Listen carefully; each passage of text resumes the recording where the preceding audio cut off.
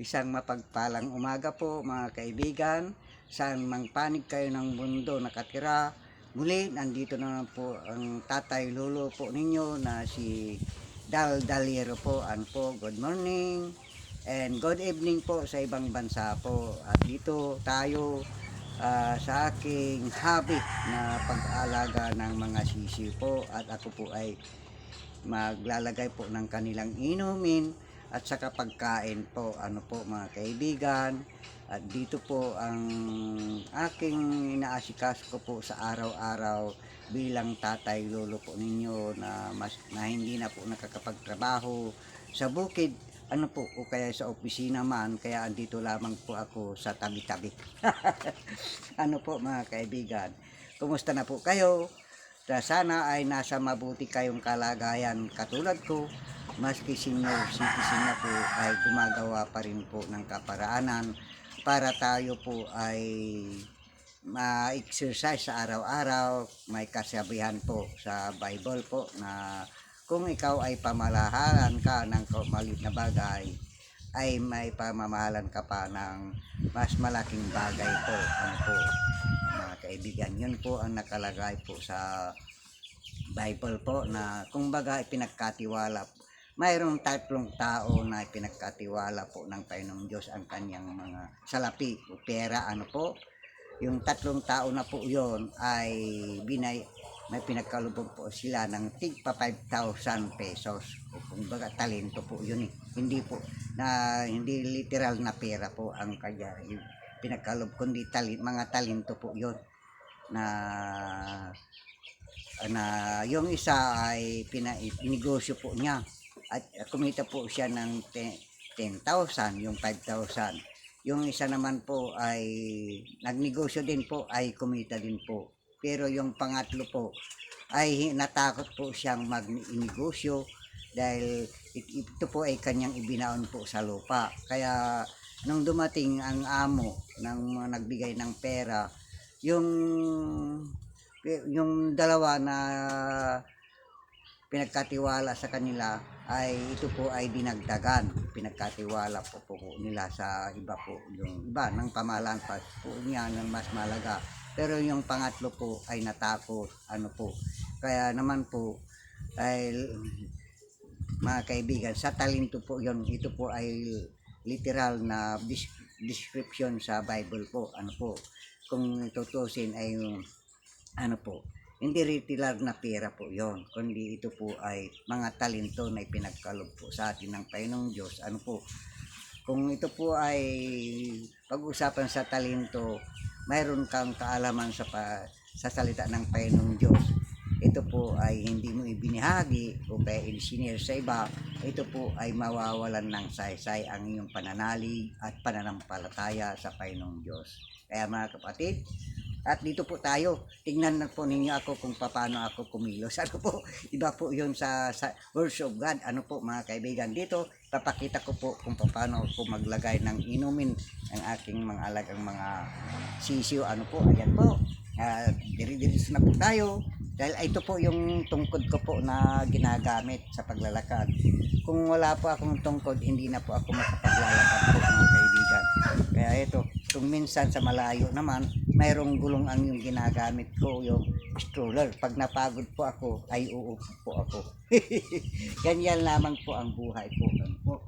At ito, maglalagay po ako ng kanilang mga inumin po. Ito po, improvise na inumin lamang po ang kanilang ginawa ko po mga kaibigan. Ayan, tatayo at uupo. Ayan. Ito po, mayroon pong alalay na bangko. Ganito na si tatay lolo po ninyo. Ay okay pa rin to, malakas pa rin pong kumain eh. Yan lamang po at panoorin po ninyo ako mga kaibigan. At sa ating trabaho na ganito po ay kinakailangan din po ng mayroong pagmamahal sa ating mga alagang hayop. Ano po? Dahil siya po na po ang magbibigay ng ating pera. Punta magkakaroon po tayo ng pera. Ano po? Mula ito po ay napakainam po na negosyo. sa maliit po ang puhunan. Ano po? Tulad ng sabi ko, kung pamahalan ka ng Panginoong Diyos ng 1,000,000, anong gagawin mo? Ano po? O kaya 10,000,000, anong gagawin mo sa 10,000,000? Ano po? Kaya kinakailangan din po ang ating buhay ay kinakailangan mayroong pakinabang po sa Panginoong Diyos na buhay. Ano po mga kaibigan? Hindi naman po kailangan ng Panginoong Diyos ang pera. Ano po? Ayan. Ito po, maglalagay po ako ng kanilang pagkain. At malakas na po silang kumain eh. Pag ganito na po silang kalalaki.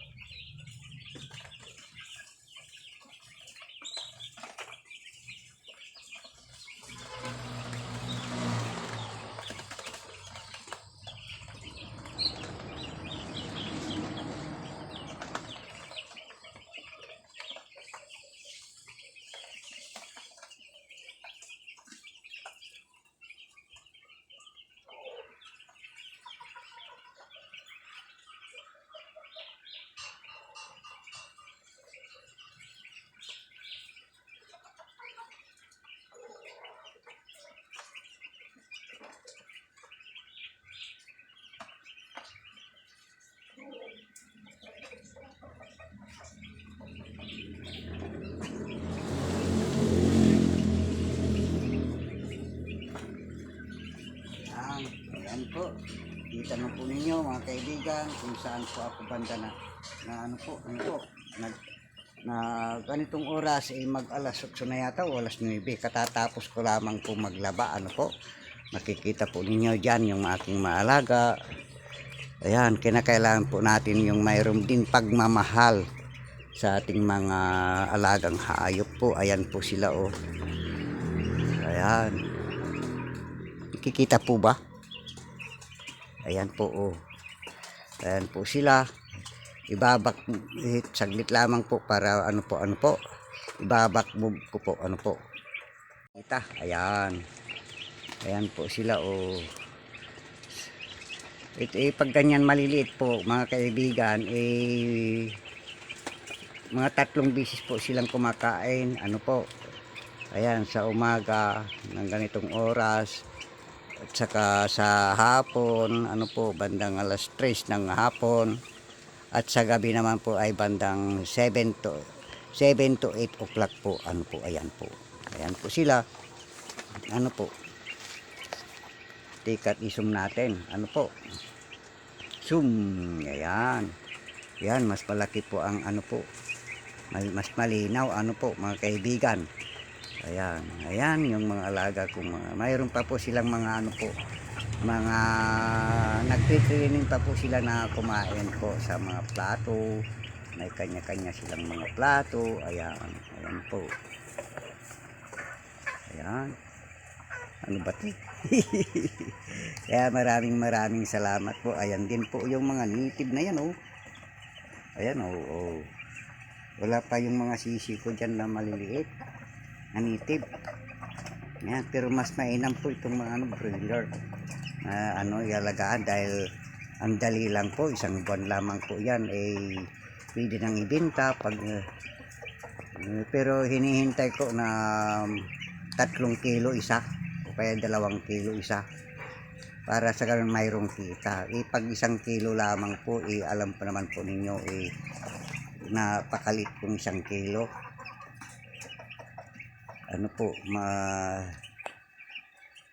Ayan po, kaya maraming salamat po mga kaibigan sa walang sawa po ninyong panonood at sa aking mini vlogs na naman po at dito ay lubos po akong nagpapasalamat sa pagwawatch po ninyo sa aking mini vlogs na manukan ng aking manukan. Sa konting halaga lamang po na aking natatanggap, ito po ay ginawa ko naman po na libangan na bumili ng mga broiler. Tumas po ang isa, bawat isa po ganyan. Wala na po yung 33 isa, naging 45 na po ang bawat isa po ganyan mga sisi. 45 pesos po ang bawat isa po na sisi. Kaya wala na po. Kaya pala ang tagal po nilang ang tagal pala nilang magbigay ng mga sisiw. Itinaas din pala nila ang kanilang mga sisiw. Kaya yun. Kaya sa susunod na magbenta, itataas ko rin para kabawi ko yung mga kaibigan. Yung pinambili ko, yung pinangpakain ko, okay, mag-ulam. Kaya hayan po mga kaibigan, to, hindi na magkaroon tripad na ito. Baka mamaya matumba na, mga kaibigan. Kaya maraming salamat po. And God bless po sa bawat isa. At magtamsak lamang po kayo at mag-comment. Ayun, nasali pa yung daliri ko dyan. Kaya tamsak lamang po.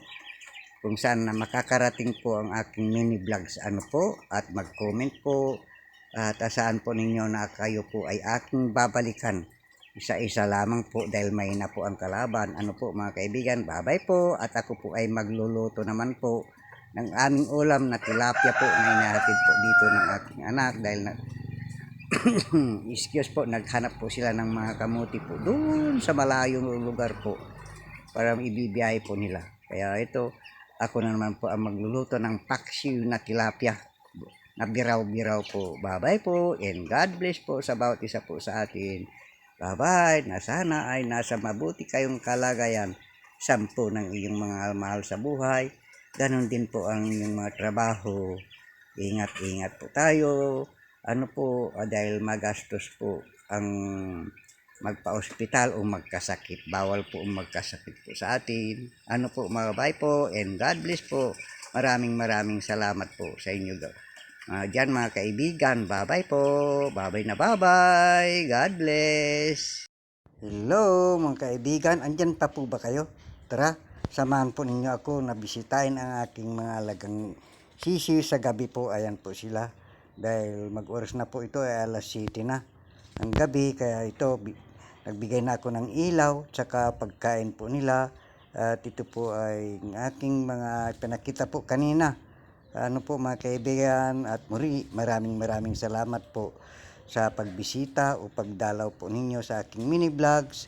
Alam ko po na ito po ay mahaba-haba na po, pero andyan pa rin po kayo na sana andyan pa rin po kayo na pinagpatuloy na pinapanood ang aking mini vlogs. Kaya maraming salamat po. God bless po sa bawat isa and good morning, good night, good evening sa inyo pong lahat. Bye-bye po. Good evening po sa lahat po mga kaibigan. Nagpapasalamat po ako sa mga pagsuporta po ninyo sa akin. Dahil ito po ang aking hobby na pag-aalaga ng manok. Kung takot kang makipagsapalaran sa maliit na puhunan, paano ka magkakaroon po mga kaibigan? Kaya ito, maraming salamat po uli sa inyo na nakapapanood po nito. Bye po and God bless sa bawat isa po sa atin. Ano po, tungayan lamang po natin hanggang sa mag-end po. Ano po, magtamsak lamang po sa may gusto. Ano po, mga kaibigan.